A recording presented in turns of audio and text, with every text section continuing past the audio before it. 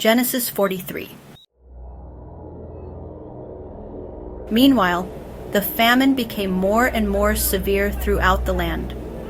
When the grain they had brought from Egypt was almost gone, Jacob said to his sons, "Go back and buy us a little more food."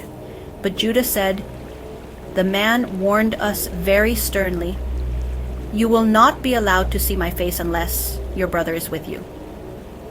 If you send our brother with us, we will go down and buy more food. But if you don't send him, we will not go.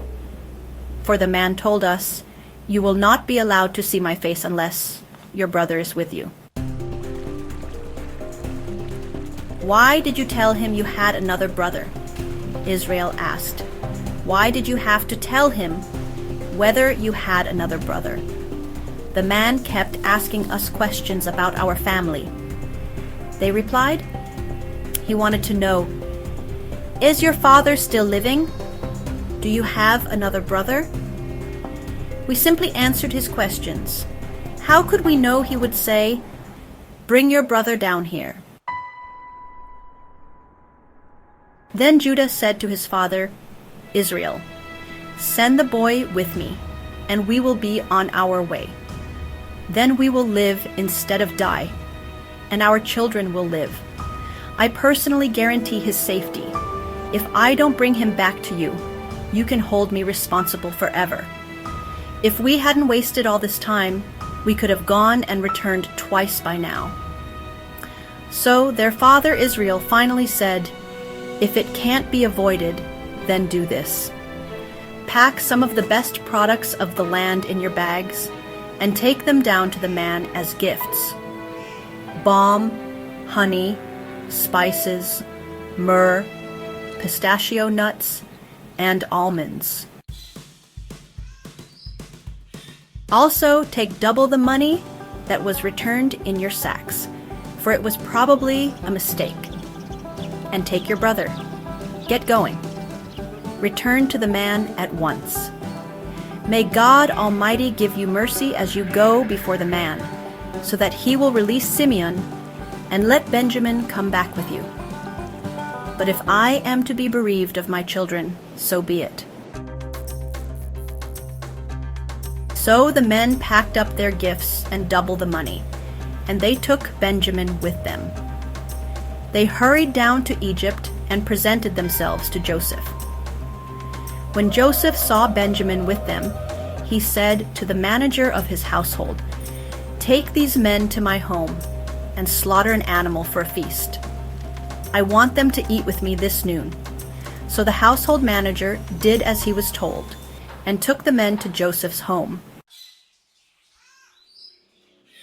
The brothers were terrified when they were taken to Joseph's house. "It's because of the money that was returned to us in our sacks last time," they said. "He wants to arrest us, seize our donkeys, and make us slaves." So when they arrived at the entrance to the house, they spoke to Joseph's household manager. "Sir," they said, "we came to Egypt once before to buy food. When we arrived back home, we opened our sacks, and each of us found his money, the full amount, in the top of his sack. So we have brought it back with us. We have also brought additional money to buy more food. We don't know who put our money in our sacks." "Relax. Don't be afraid," the household manager replied. "Your God, the God of your father, must have put the money in your sacks. I know I received your payment." Then he released Simeon and brought him out to them. The manager then led the men into Joseph's home. He gave them water to wash their feet and provided food for their donkeys. They prepared their gifts for Joseph's arrival at noon, for they had heard that they would be eating there.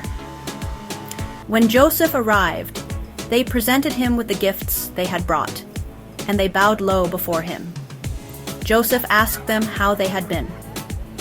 Then he asked, "How is your father, the old man you told me about? Is he still alive?" "Yes," they replied. "Our father is alive and well." And they bowed low again.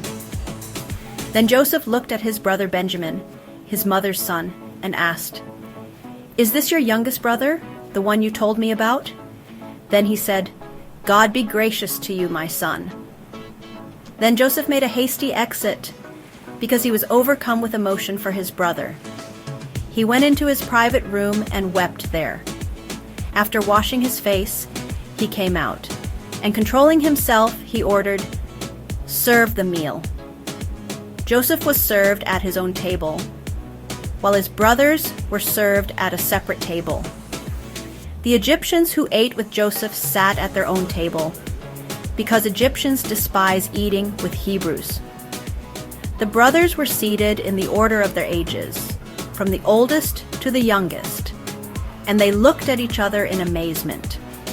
Joseph sent portions to them from his own table, and Benjamin's portion was 5 times larger than anyone else's. So they feasted and drank freely with him.